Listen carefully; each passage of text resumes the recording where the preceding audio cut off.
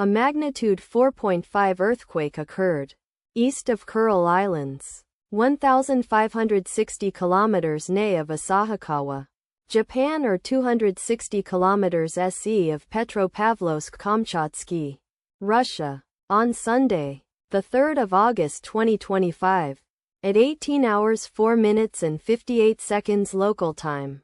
The quake had a depth of 10 kilometers and was not felt, or at least not reported so.